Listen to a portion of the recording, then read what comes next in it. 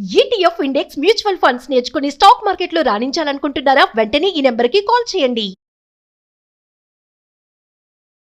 నమస్తే రమ్మగారు. నమస్తే జయ. రమ్మగారు, ఏదైనా మంచి స్టోరీ చెప్పండి అండి. పిల్లల కథ చెప్తాను. పిల్ల కథ పిల్ల కథ పిల్ల కథ పిల్లల కథ పిల్ల కథ అండి. పిల్లల కథ అనుకో. రైట్. ఓ పల్లెటూరులో ఓ తండ్రికి 3 కొడుకులు ఉండేవారు. తండ్రి వెళ్ళిపోతూ ఇల్లు వాకిలి పిల్లల కథ చెప్పాడు. పెద్ద అన్నదమ్ములు ఇద్దరు ఒక రకంగా ఉండేవాళ్ళు. వాళ్ళు తల్లి ఉన్నాడు, తల్లి ఉంది. తల్లి ఉన్నా కూడా తల్లికి ఇదేమీ లేదు పాపం. వీళ్ళు ఏం చేశారు, ఒరే ఆస్తి పంచుకోమన్నాడు రా నాన్న, ఇల్లు వాకిలి మేమిద్దరం చెరిసగం పంచేసుకున్నాం, ఇంట్లో ఏమన్నా మిగిలిన ఉంటే నువ్వు తీసుకోమన్నారు. పిచ్చి పెదవ ఆఖరివాడు పాపం. వాడు ఏం చేశాడు, ఆ ఇల్లంతా వెతికి ఇల్లు ఖాళీ చేసేశారు. వీళ్ళు అన్ని సామాన్లు తీసేసుకున్నారు, పంచేసుకున్నారు. వీడికి ఒక తాడు చుట్ట దొరికింది. అది ఎవరన్నా పంచుకున్నారా అని అడిగాడు. పంచుకోలేదు, మాకు అక్కర్లేదు అన్నారు. ఆ తాడు చుట్ట తెచ్చుకున్నాడు బయటికి. ఇది నేను తీసుకుంటానన్నాడు. వీళ్ళు ఏమనుకున్నారు, మనకు దీంతో ఏం ఉపయోగం లేదు, ఏదో ఒకటి చేసుకో, అదే నాన్న నీకు ఇచ్చిన ఆస్తి, అంతే అంతే. వీడు ఏం చేశాడు, వాళ్ళ అమ్మేమో అన్నయ్యల దగ్గరే ఉంటూ ఉండేది. పిల్లాడు ఎప్పుడైనా వచ్చేవాడు. ఈ తాడు చుట్టతోటి చిన్న చిన్న ఉచ్చులు పెట్టి జంతువుల్ని పక్షుల్ని వాటిని పట్టుకునేవాడు. తాడు ఓపెన్ చేసి పెట్టేవాడు. ఉడతలో పిచ్చుకలో కుందేళ్ళు ఏవో పడేవి. అయితే పాపం పడిన తర్వాత వాటిని చంపి తినాలి లేదా అమ్మి తినాలి.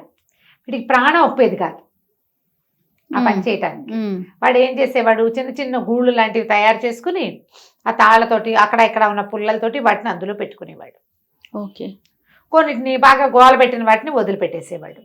ఏదో కాయా కసరు ఎవరైనా పెట్టింది తింటూ ఉండేవాడు. కానీ ఉచ్చులు పన్నటం మాత్రం బ్రహ్మాండంగా వచ్చు వాడికి. ప్రాక్టీస్ అయింది. తాడు చుట్ట ఉంది కదా, ఆ చుట్టతోటే చేసేవాడు.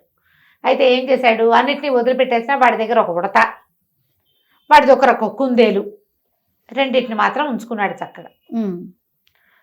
తర్వాత ఏం చేసేవాడు, ఆ ఊరు ఈ ఊరు తిరుగుతుండేవాడు. ఊళ్ళోనే అంటే అడవిలోనే ఆ పక్కకి ఈ పక్కకి తిరిగేవాడు. ఒక రోజున ఏమీ పడలేదు వాడికి. సరే, దూరంగా ఉన్న చెట్ల మీద బోల్డ్ అని పక్షులు కనపడుతున్నాయి. ఈసారి పక్షులు పట్టుకుని ఎక్కడైనా అమ్ముదాం అనుకున్నాడు. ఆ పక్షులున్న చోటు దగ్గర ఒక పెద్ద చెరువు ఉంది. అక్కడికి ఎవరు వెళ్ళేవాళ్ళు కాదట. వాళ్ళ నాన్న చెప్పేవాడు. కాకపోతే వీడికి ఇప్పుడు నాన్న లేడు కదా, పిల్లాడేదో ఆటకాయతనంగా పోయేవాడు. ఓ 16 ఏళ్ళు ఉంటే 18 ఏళ్ళు వాడికి. వాడు అటు పోయాడు. వెళ్ళి ఏం చేశాడు, ఒక పెద్ద గుహ లాంటిది కూడా ఉంది ఆ చెరువు పక్కన. పెద్ద పెద్ద చెట్లు ఉన్నాయి. ఆ చెట్ల దగ్గర చిన్న చిన్న తాడుని సన్నగా విడదీసి చిన్న చిన్న ఉచ్చులు పెడుతున్నాడు పక్షుల కోసం.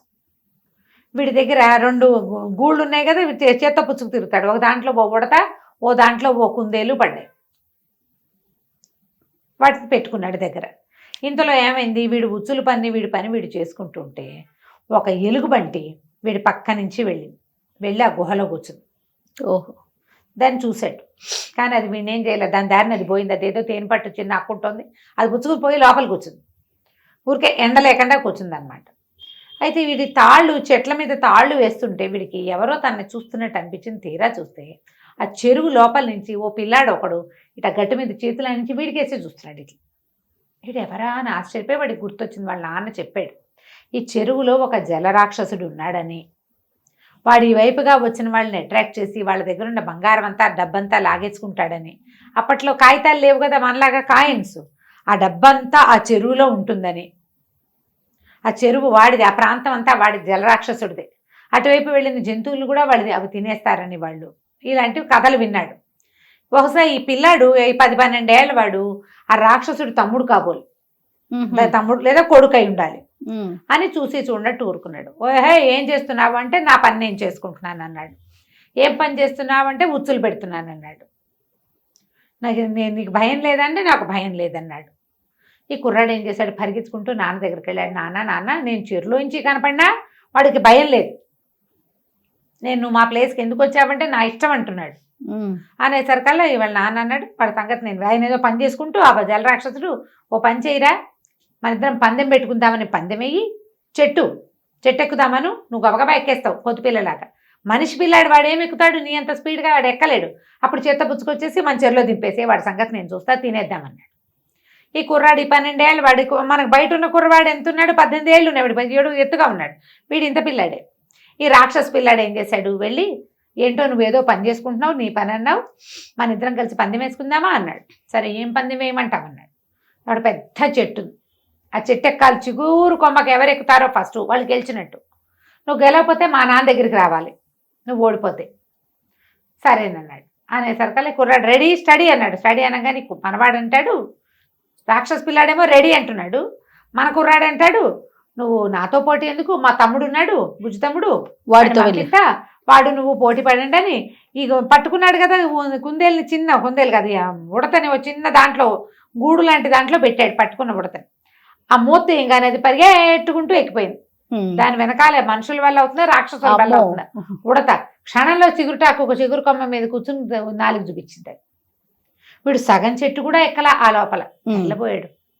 మళ్ళీ వెళ్ళాడు. నాన్న వాడి దగ్గర తమ్ముట్ట ఇంతే ఉన్నాడు, వాడు పరిగెత్తుకుంటూ ఎక్కేశాడు నాన్న, క్షణంలో నేను సగం కూడా ఎక్కలేకపోయాను, నేను ఓడిపోయాను నాన్న, వాడు మన దగ్గరికి రాడన్నాడు. ఒరే అలా కాదురా, పరుగు పందెం పెడదామని చెప్పు, చెట్టు ఎక్కటం వద్దు, ఆ చిన్న తమ్ముడు వద్దు, ఇంకోడు కావాలని నువ్వు రా అని పిలవమన్నాడు. అనేసరికి కుర్రాడు మళ్ళీ వచ్చాడు, రాక్షస పిల్లాడు వచ్చి మన ఇద్దరం పరుగు పందెం పెట్టుకుందామా, ఎవరు ఫస్ట్ వస్తే వాళ్ళు గెలిచినట్టు, సెకండ్ వచ్చిన వాళ్ళు మా నాన్న దగ్గరికి రావాలి. సరేనన్నాడు. ఇద్దరు రెడీ స్టడీ నుంచోగానే వీడేమన్నాడు, నాకు పని ఉంది, నేను ఉచ్చులు పెట్టుకుంటున్నా కదా, మా ఇంకో బుల్లి తమ్ముడు ఉన్నాడు వాడిని పంపిస్తానని రెండో తీసి రెండో దాని గూట్లో ఇంచి కుందేలుని తీసాడు. ఆ కుందేలు తీసారు కదా, అది ఒక్క గంతులో ఎలా వెళ్ళిపోతుంది కుందేలు, చూస్తూనే పారిపోతుంది. అది కుందేలు రాక్షస పిల్లాడు రన్నింగ్ రేస్ చేశారు, కుందేలు ఎక్కడికి వెళ్ళిపోయిందో కనపడలా. రాక్షస పిల్లాడు రోడ్డు మీద నుంచున్నాడు. ఇప్పుడు ఏం చెయ్యాలి? సరే మళ్ళీ వెనక్కి వెళ్ళాడు. నాన్న వాడి తమ్ముడేమో నన్ను ఓడిచ్చేశాడు, వాడు ఎక్కడికో వెళ్ళిపోయాడు, అసలు ఇంకా తిరిగి కూడా రాలేదు, ఎక్కడికి పరిగెత్తేసాడో. ఇప్పుడు ఏం చేయాలంటే కాదు కుస్తీ పడదామని చెప్పు. ఎంతైనా మనిషి పిల్లాడు అన్నం తింటాడు, ఏమన్నా కోడి మేక తింటాడేమో, వాడికి అంత బలం ఉండదు, మనమేమో మాంసం తింటాము, మనకి ఎక్కువ బలం ఉంటుంది, మన ఇద్దరం కుస్తీ పడదామని చెప్పు, కుస్తీ పట్టు, కుస్తీలో ఓడిచ్చేసి వాడిని నా దగ్గరికి తీసుకురా అన్నాడు. ఆనంగానే కుర్రాడు పైకి వచ్చాడు రాక్షస పిల్లాడు. ఓయ్ ఉచ్చులు పెడదాం మాను, మంత్రం కుస్తీ పడదాను రా, నాకు పరగొద్దు, చెట్టు ఎక్కటం వద్దన్నాడు. కుర్రాడు అన్నాడు దాందేముంది కుస్తీకి, మా తాత ఉన్నాడు ఆ గుహలో, పోయి అక్కడికి వెళ్ళి కుస్తీ పట్టిరా, మా తాతతో పట్టాక నాతో పడదుగా అన్నాడు. వీడు లోపలికి వెళ్ళి అక్కడ కూర్చుని తేనె పట్టు తింటున్న ఆ భల్లూకాన్ని పట్టుకున్నాడు. వీడు వెళ్ళి పట్టుకునేసరికల్లా అది మహాతిక్కలో ఉంటుంది, తినేటప్పుడు ఎవరైనా వస్తే తిండి లాక్కుంటారని అనుమానం వస్తుంది దానికి. తన ఆహారానికి అవతల వాళ్ళు పోటీ పడుతున్నారనుకుని తుక్కు కింద కొట్టేసింది, వీడిని పీకేసింది, ఒళ్ళంతా పీకింది, రక్కింది, నానా గందరగోళం. వాడు రాక్షస పిల్లాడు ఎట్టో కొట్టదు దాని చేతుల్లోంచి జుట్టు వదిలించుకుని పరిగెత్తుకుంటూ వచ్చి చెరులో పడ్డాడు. లోపల పోయాడు. నాన్న చావు కొట్టేశాడు వాడి తాత, నన్ను చూడు ఇన్ని దెబ్బలు తిన్నాడు అనగా రాక్షసుడికి భయం వేసింది. ఒరే వీడి తమ్ముడే చెట్టెక్కేస్తాడు, ఓ తమ్ముడు పరిగెత్తేస్తాడు, తాత కొట్టేస్తాడంటే వీడికి ఎంత బలం ఉందో. అక్కడి నుంచి పైకి వచ్చాడు. పైకి వచ్చి బాబు ఇక్కడి నుంచి వెళ్ళిపోవా, నీకు కొంచెం ధనం ఇస్తానన్నాడు. ఎంత ఇస్తానన్నాడు. వాడు తెచ్చి ఒక గుప్పెడు పోసాడు. ఎంత ఇస్తాను, దీంతో నేను వెళ్ళనన్నాడు.